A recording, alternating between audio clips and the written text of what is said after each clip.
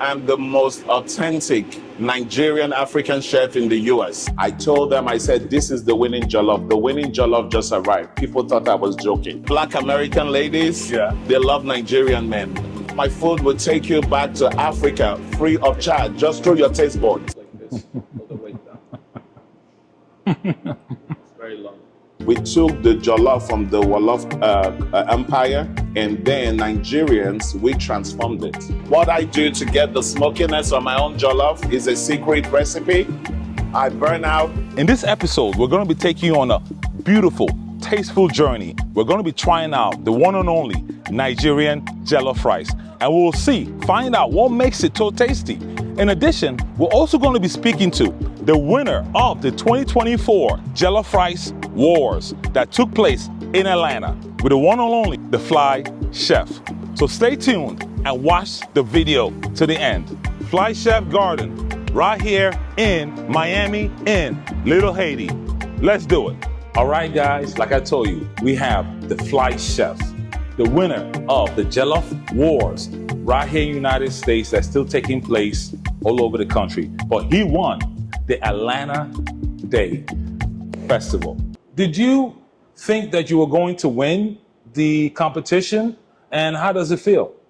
Well, yes, I love to compete. I love competition. It was just something that was born in me.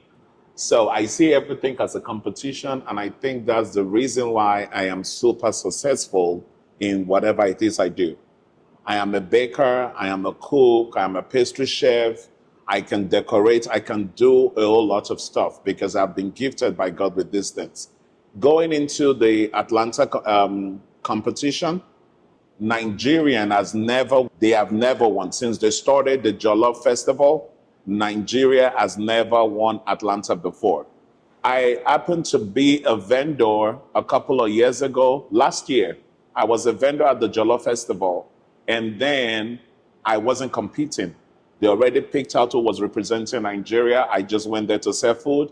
And then the judges saw my setup beautiful. They came to me, they tried my food, and they said, you should have been in the competition. You have the best jollof rice on site. That was when they told the organizers, please, you need to put Chef Greg in to represent Nigeria 2024. So we got that spot to represent Nigeria since 2023. And 2024, this year, I went into the competition. As soon as I was dropping my jollof off, I told them, I said, this is the winning jollof. The winning jollof just arrived. People thought I was joking.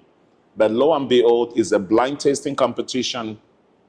Judges are out there. A lot of people, you know, Atlanta, they love food. Everybody poured out. I had the longest line for about 4 hours, and we sold out on everything. So competing is just in my blood. So I'm making some puff-puff. You're making some puff-puff? Yes, and you know this is street food in Nigeria. Okay. And right now this is a seller right here in the US. Everybody wants to start their appetizers with puff-puff or beef suya or asun. So puff-puff is a seller. So this is how we cut the puff-puff. Everything is done pre-handedly. What are the main ingredients in puff-puff? Puff-puff basically is just like dumplings. So the main ingredient is flour, yeast, water, pinch of salt, nutmeg, and that's it. Wow. So we'll just wait for it to get a little bit cooked, and then we're ready to go. How do you know it's ready? So you don't want your heat to be too high. So when the puff-puff are ready, they are not cooked inside properly. So you want to be able to regulate your heat. And when it's ready, it's going to turn golden brown. Golden brown. Yes, that's when you know the puff-puffs are ready. So this is going to take about a couple of more minutes for this to get ready. And then we'll be ready to serve. Awesome. All the ingredients is ready for the jollof. So we do a lot of catering.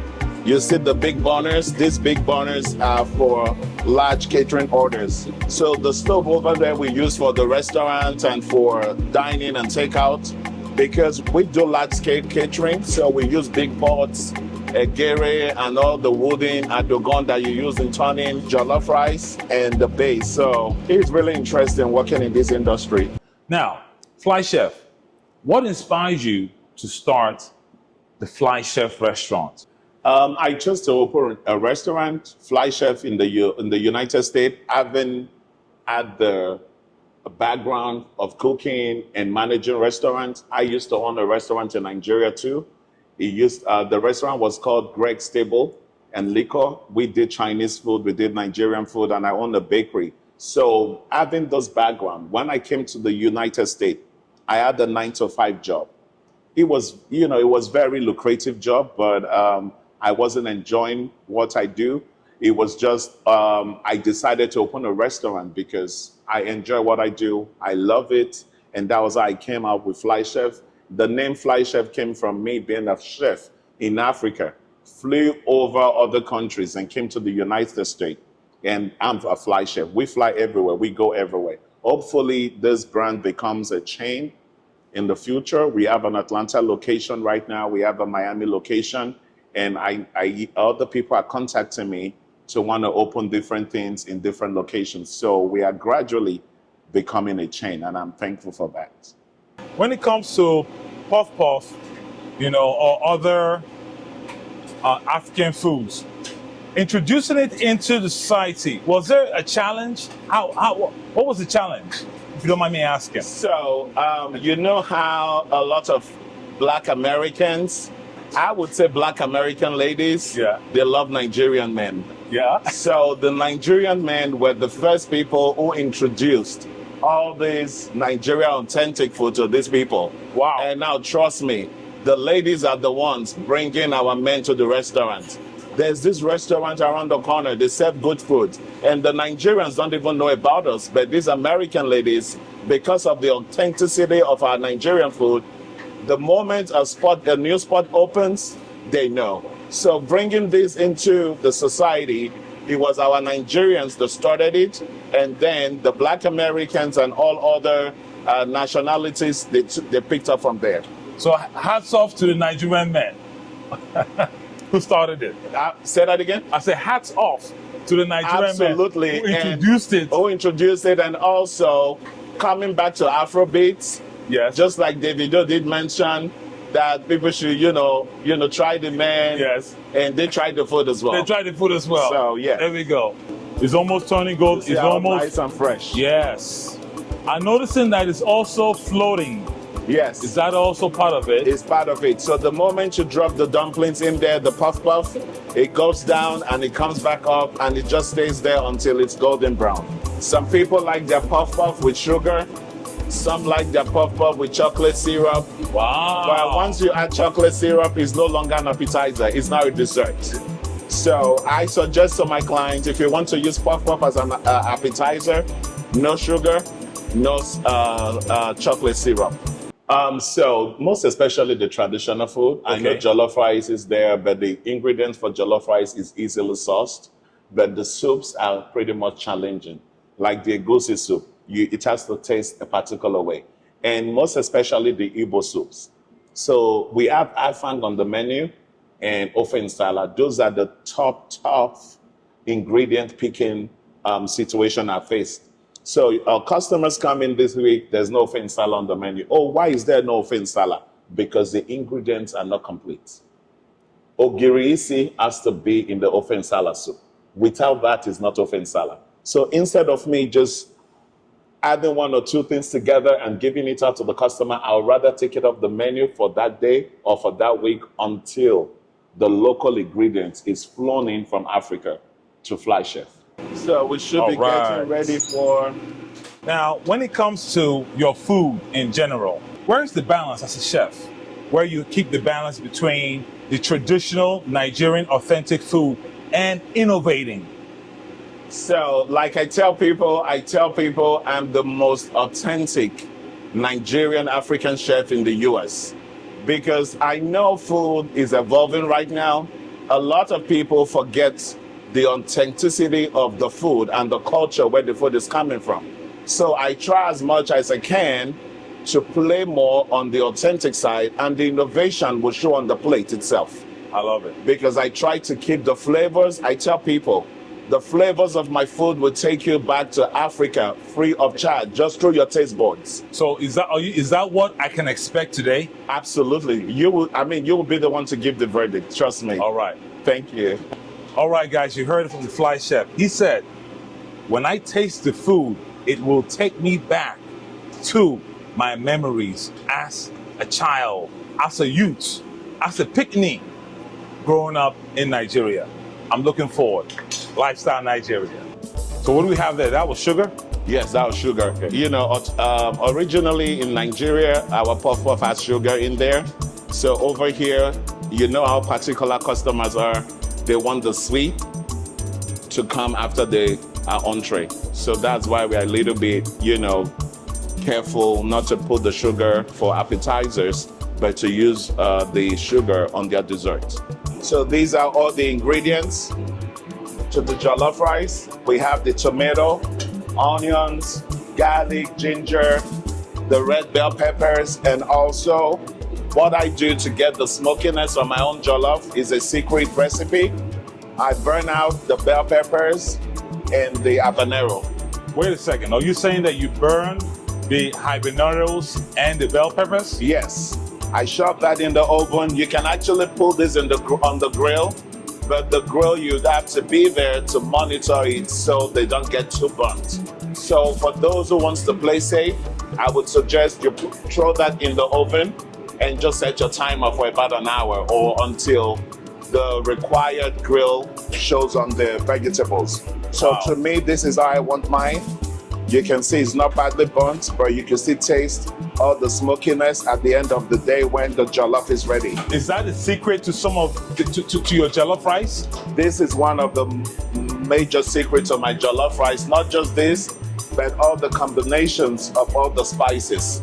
I have combined all the spices in there. In the right proportion. Yes, and that is going to give this recipe and this jollof rice the smokiness, the taste, the texture, and also the colors as well. So I'm going to try the puff puff. Now, of course, I've had puff puff before. However, I want to see what the rave is about at the Fly Chef's restaurant. Let's go.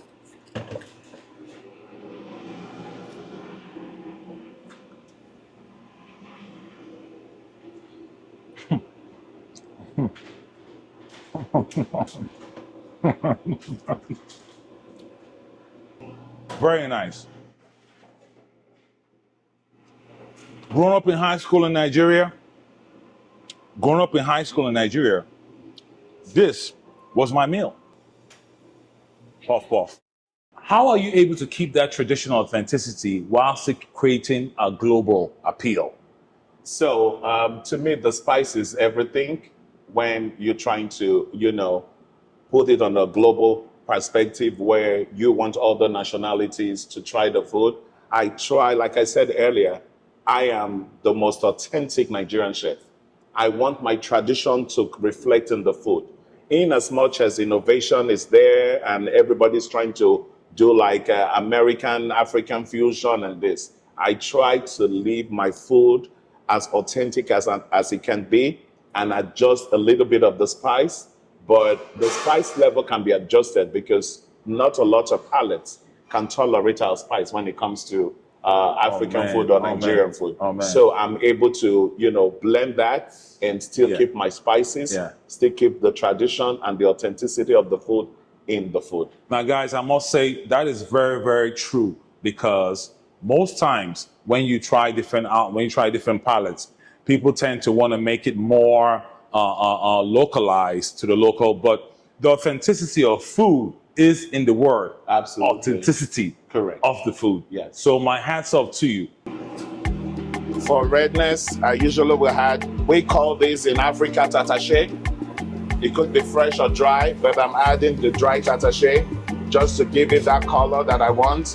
That goes along with the tomato paste as well.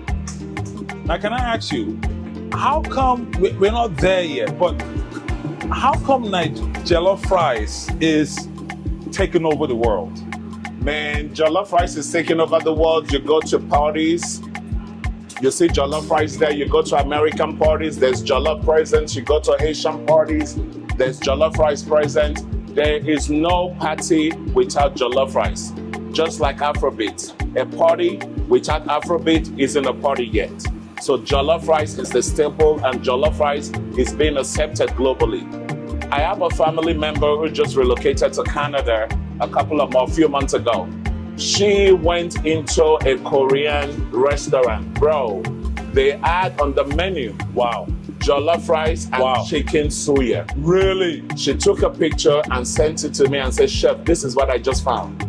Not a Nigerian restaurant. They already now know what the market wants. So based on that, they had to adjust and work on what the market wants, and they adjusted that and put that on their menu.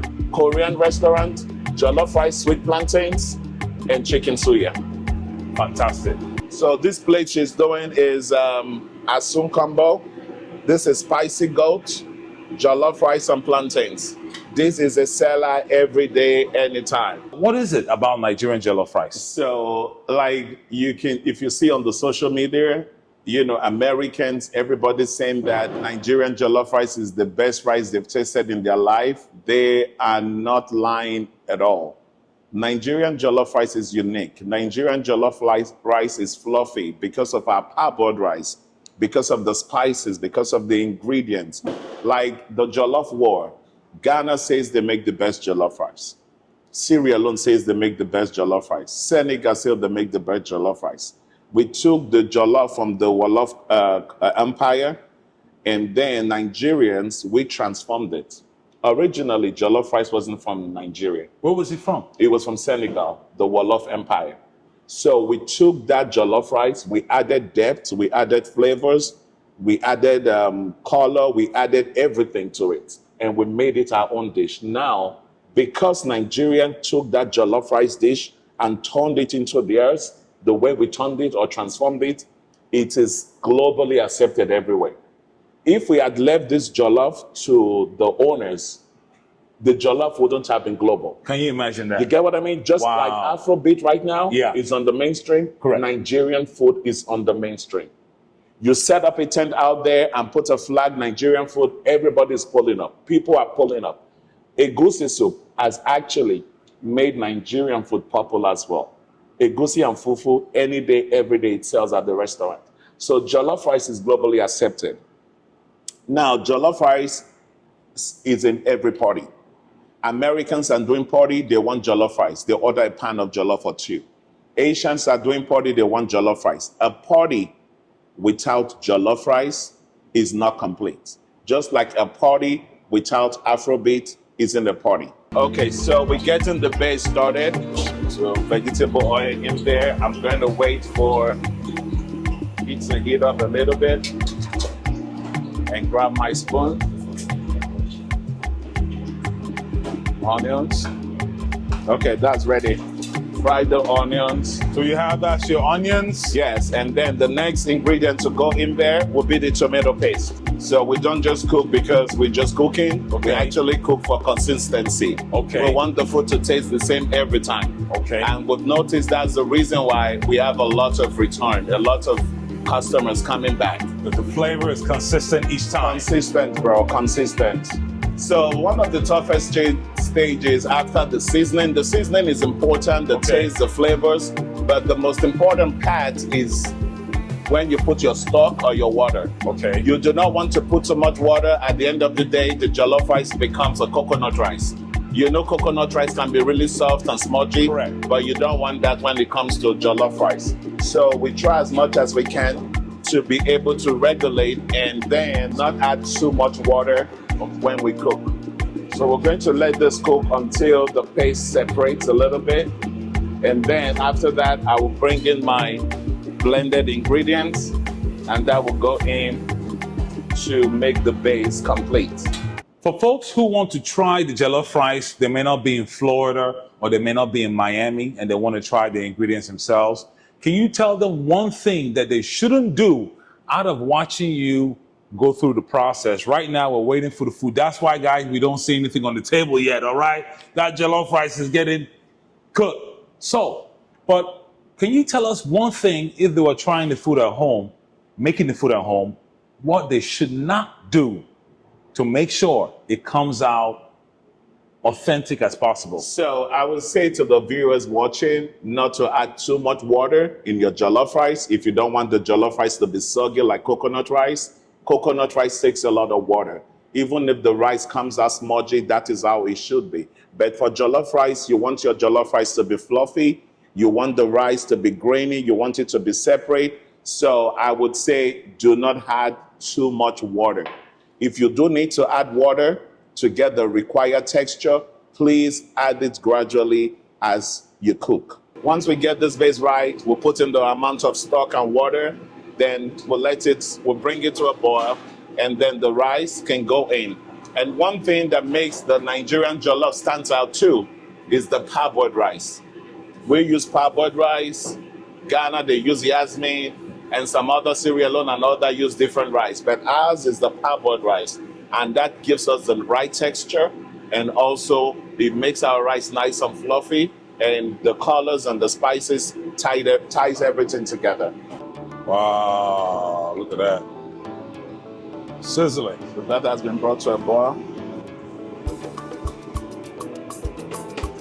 This has been washed. So all that ingredients and where you had the potassium, the bell peppers, the one that was slightly burnt, you've mixed it all up. Everything blended. Everything's in here. Traditional spices, everything. Okay.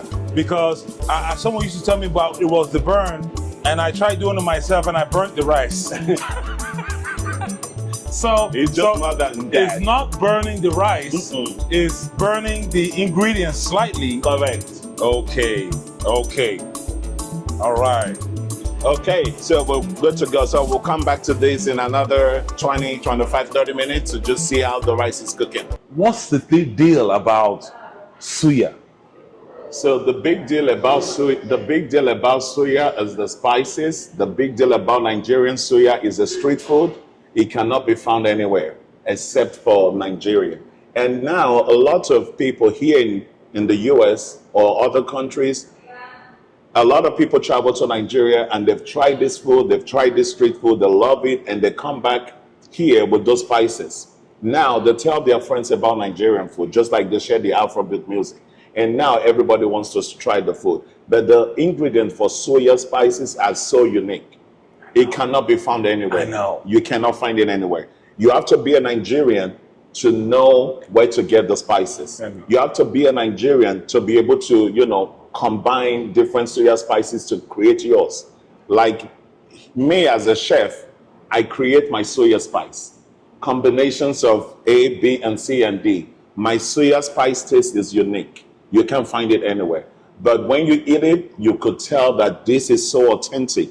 And that tasting the food would take you back home to Africa. Just like I said, free of charge, no flight ticket. Flight ticket. Just through your taste buds. I'm looking forward to that, guys. Like we know, right? Just through your taste Like we know, buds. guys, the food is cooking. All right, we're about to go try out some beautiful jollof rice and some suya today. So stay tuned. Remember, we're trying out the food. So what is that? Is that like oil or? So that's a paste. That's paste, okay. So we've combined different spices, different ingredients, with some vegetable oil. And just to coat the meat down, you don't want it to be overly well done because you want it a little bit moist. Yeah. We're trying to combine this suya with the jollof rice. Got it. So we're going to make a combo with a suya jollof meal and some plantains on the side. Oh, wow. So at what point do you put the suya sauce? When we finish, we'll cut it up, and this is the paste I was telling you. Your special paste. Your special paste. You brush that down a little bit. Once it's cooked, we apply our suya powder, the ones we've combined different traditional ingredients and spices. And some of the challenges to here with this beef suyas, trying to get the part of the beef that has a little bit of fat.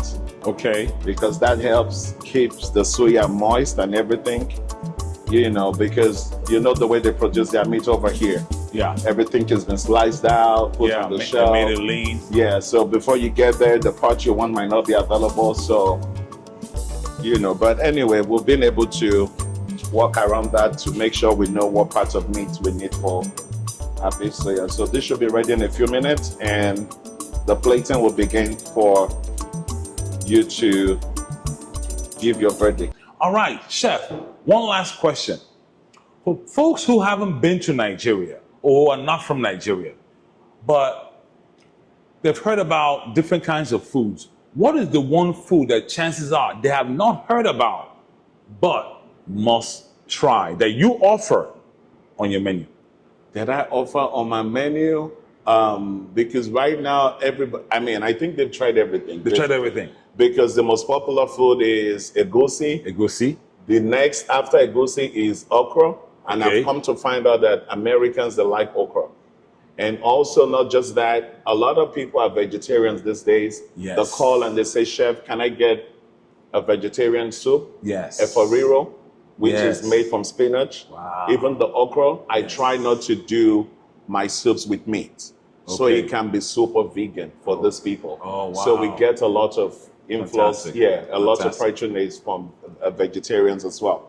So going to Africa, the only thing that people might want to try on the street or anywhere, because we have a lot of varieties like roasted yam, fried yams, but on our Okay. menu, we Okay. have fried yam with the So like snapper a- fish Okay. or the old catfish. Okay. It's really like something you will find in Nigeria, like in a car wash. Wow. When you're washing your cars, Wow. you know, like in Port Harcourt, Yes, they yes, do yes. the street Yes. roasted yam The with roasted some yam, pepper sauce, pepper sauce with meat. with meat and different stuff and things. stuff like so that. It's just a lot of places where you can eat when you go to Africa.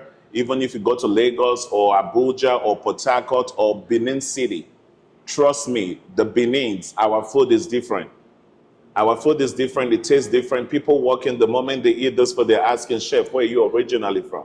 And I tell them I'm from Benin City, the ancient city of Benin Kingdom, which is the oldest kingdom in the world. Yes, it is. So thank you guys for, conducting this interview. I really appreciate Oh you man, guys. thank you so much. Thank Thank you. Thank you for honoring the interview, and a deep gratitude from the team at Lifestyle Nigeria. We want to thank the fly chef, and I want to thank him for the food because I'm about to tear down. All right, you, so stay thank you. tuned. But guys, if you want to check it out, you have his information right here online. You can contact him. They have a place in Atlanta. They have a place in Miami, in Little Haiti. I mean, it's beautiful. And we do contract catering too. We cater to weddings. We fly everywhere basically. In other words, if someone needed you to cater an event in New York, Everywhere, sir. That's why we're fly chef. We'll fly to you. We'll go to Seattle, Washington, DC, Chicago, Iowa, anywhere. Just tell us and fly chef will be right there with you. wow, so we're in Miami, right? So they not only fly, I mean, they bring you the chap man, and this is actually Nigerian chap man. Let's check out the chap man.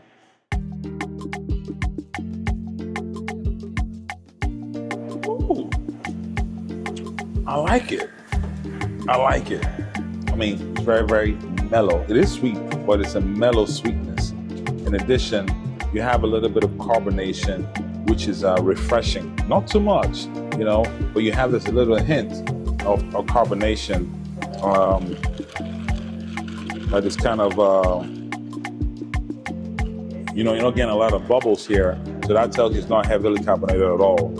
But it is just refreshing. You get a little taste of a fresh cucumber. Yeah. Nice. Hey guys, look at that. I mean, just look at that. Ain't that fantastic? That is just beautiful. Wow. Yeah, we about to tear this up. I think I'm gonna go for the jollof rice first of all. That's where it stops. Goes like this, all the way down. It's very long. We definitely have that charbroil taste, guys. Guys, I gotta tell you, if you taste jollof rice and it has a little burnt taste, but it's not burnt, you just had original jollof rice. That is what it's about. Look at that. That's the onions, tomatoes. You got fresh onions. You got tomatoes. Thank you for You got this. beef. You're welcome. With the suya. Now this combination right here is the perfect combination. All right, Miss. Thank you so much. Thank you so much for hooking us up. Miss, what's your name? My Jesumen. Eugene Jesumen. Yes. Wait, where's that name from? 80. Huh? 80. Haiti. Okay, okay. I see you have a mix there. What is that mix? 80 and Africa. Haiti and African. Yes. Wow. Wow. What part of Africa? Nigeria. Nigerian. Yeah. So you're Nigerian and you're Haitian. Yes. Fantastic. Fantastic. We love it. No, thank you so much. And we love the food. You're welcome. All right. Thank you. All right, guys. You heard it right here from the Fly Chef. And remember, you heard it on Lifestyle Nigeria Juice. All right. So 100% Haitian used to stay here Yeah. in Miami when they come from Haiti. Yeah. You feel me? So right now, people devise. Okay. Some of us people, they stay in North Miami. Yeah. Some of us people, they stay somewhere far away. Bam. You feel me? So but them people not unite together, they divide right now. What's causing that division? Because they rent. Yeah. People are here, the rent going up for no reason. Wow. You feel me? To rent a place, you need to have 1,500, a little room. Hey, they pay, you got check every 2 weeks. It's not enough to pay your rent. You know what I mean? Especially some things going on in my own country. Yes. The old people want to go home, Okay. but they can go home You because see? me and you can be united together. You see? I mean, we need to be united, not fight each other. Yes. That's what's going on in my own country. I've been here when I was to be 21 years old. Wow. How long you been in this country? No, I'm 52. I've been here almost 30-something years. Living in Haiti? You in Haiti? Living here. I mean, no go nowhere. You feel me? Right now, I want to go to see my people in Haiti. Right now, they've been fighting each other, but I've been praying God to be united together. Bam.